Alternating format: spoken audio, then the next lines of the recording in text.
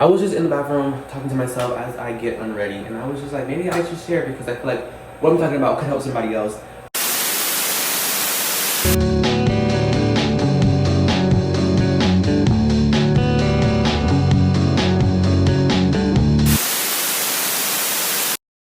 I'm realizing as I grow older that like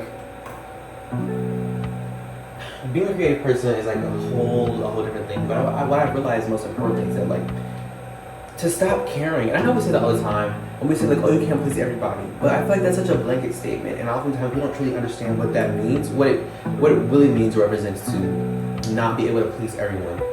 And again, as I've been getting older, I've been kind of realizing that like you are not living. I am not living for other people. Does that make sense? Like God did not place me on this earth for other people.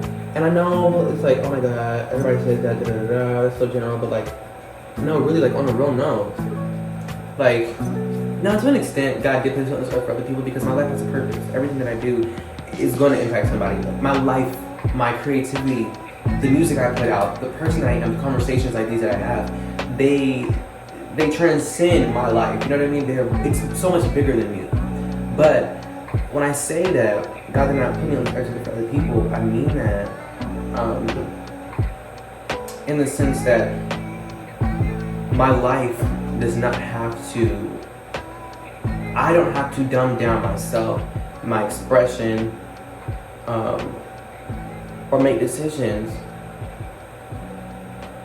in order to please the masses, if that makes sense. Because you aren't going to please everybody. People are going to talk regardless.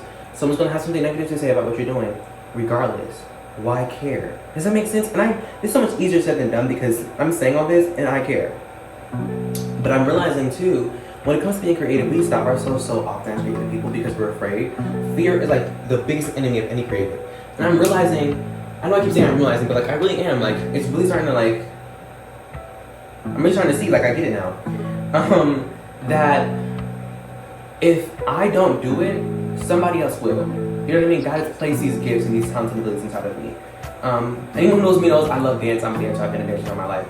But as I've gotten older, I've stopped dancing as much because of fear. I feel like I'm not good enough in comparison. I feel like da-da-da-da. And I'm like, I love to perform. I love to dance. I love to sing. I love to act. All these different things. And it's like, why not incorporate these things into the way that I express myself creatively? Why would I let fear or trying to please people or being afraid that people won't understand what I'm doing stop me or hinder me from expressing myself and being the full version of myself that God has created me to be? Does that make sense? And I just feel like,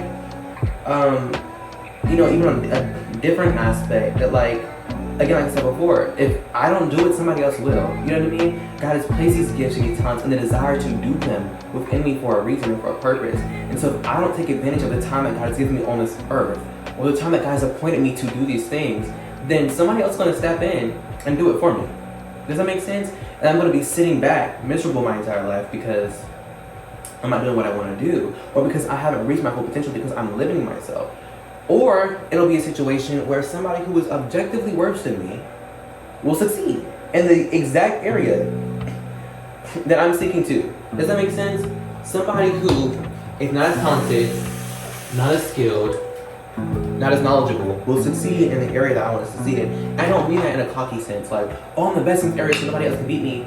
Creativity, art, other different things, it's not a competition. So it's not about that. But when I say that, what I mean is that I'll sit aside and let somebody else take a space that God has created and opened up for me in a specific industry or a specific lane or a specific space creatively. Does that make sense? There is a space and a time, and in the grand scheme of things, in the grand scheme of the universe, in the grand scheme of living, that God has appointed for me to step in and express myself creatively. And I think oftentimes we view success as this huge, big thing, and I'm like, for me, you know, people who know me know that, like, I'm about to die. People who know me know that, like, as a creative person, my desire has always been to be famous, to win a Grammy, to reach EGOT status one day, to do all these amazing things. But I'm learning now, as I said before, as I get older, that like success doesn't have to be that. We look at all these great things, but like for me, success is I'm working on this music, I put out a song, I put out an album, and someone messages me and tells me that it's impacting them, that they're inspired by me. You know what I mean? That what I'm doing makes them feel seen or heard or understood. That they have hope.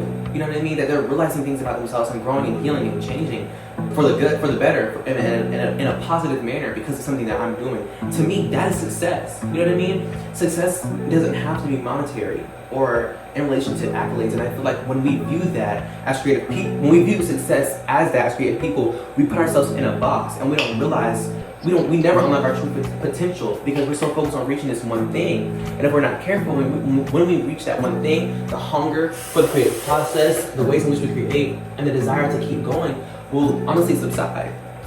We'll stop creating as vigorously, we'll stop being as hungry and as eager to share what we have with the world because we're like, well, I got where I wanted to be at. I've gotten that thing.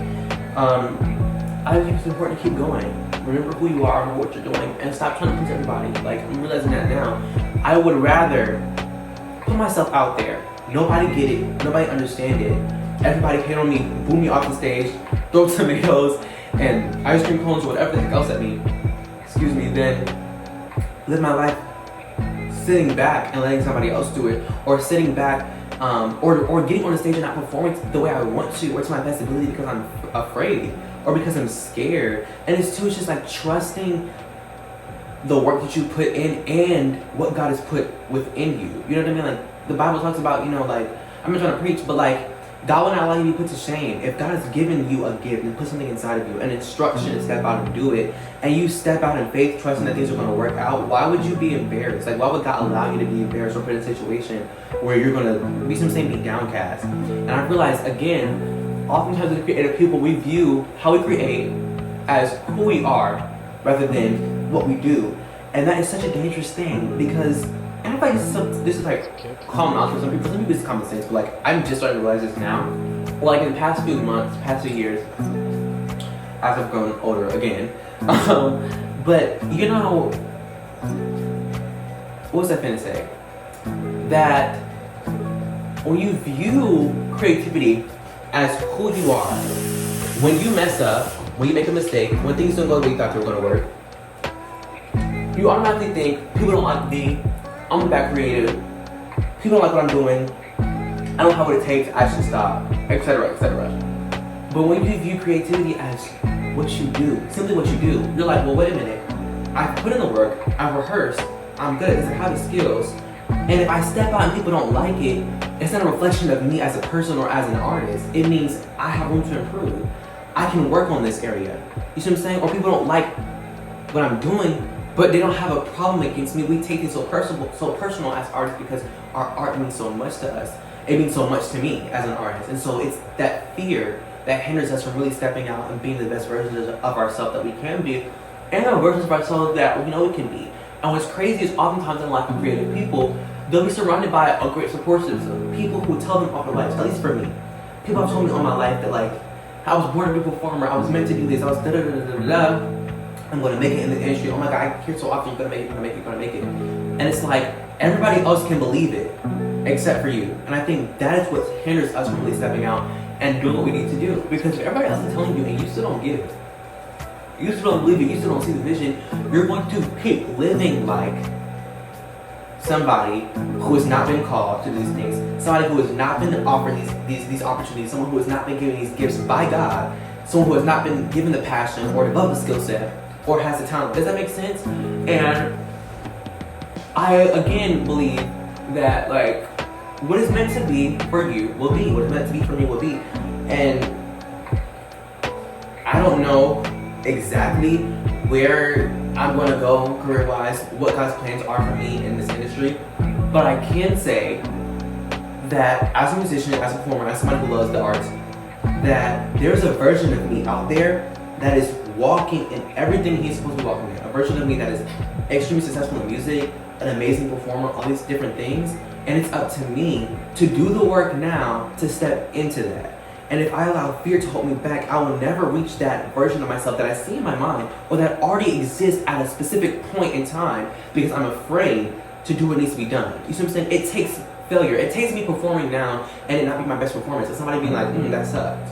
for me to get to that place. It takes me putting in the work now, taking a leap of faith to put myself out there, to get to that place that I want to be, to reach that version of myself that already exists, that I just have to catch up to. Does that make sense?